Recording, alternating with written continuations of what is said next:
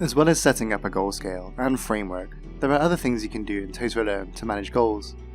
In this video, we'll first look at how to set up company and personal goal types before adding custom fields to types.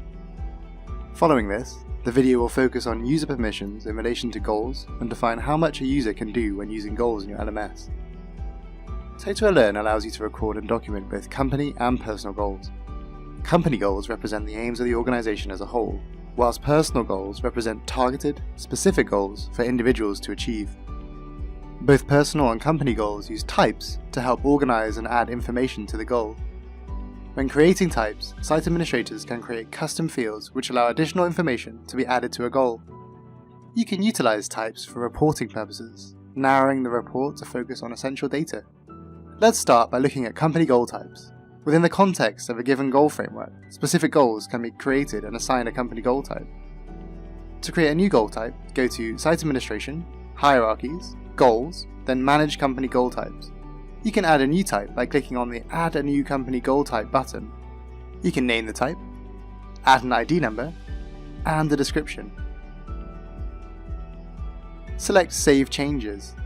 Once you've created the type, you can add a custom field to allow more details to be added about the goal. A range of different custom fields are available and can be added by selecting them from the drop-down menu. I'll add a field so that a site administrator can upload a file. I'll add a name and a description. I then have the option as to whether the field is mandatory or not. I'm not going to make this mandatory, so I'll leave this as no. You can also decide whether to lock the field so that it can't be edited, and hide the custom field if you don't need it for the time being. Once you save your changes, the new custom field will be available.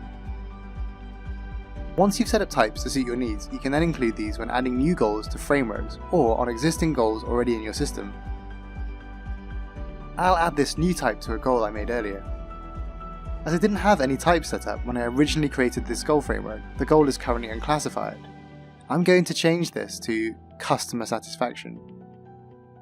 Now that the field has been reclassified, the custom field that I added also displays. You're able to create personal goal types in the same way as company goal types. However, personal goal types also support availability controls using audiences.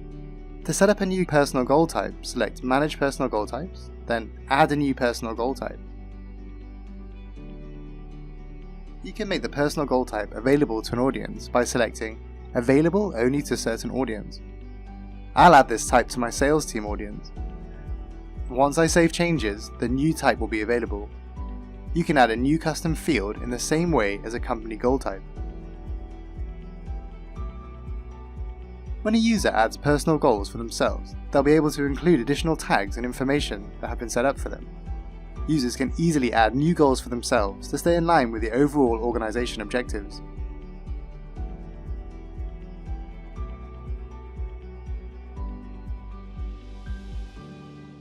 If a user clicks on the Edit cog, then they'll be able to access the additional custom fields that have been set up. On this user's page, some company goals and personal goals exist.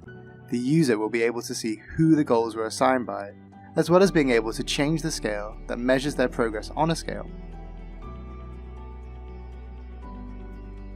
It could be that you'd only like managers to change the progress scale and prevent their team members from doing this.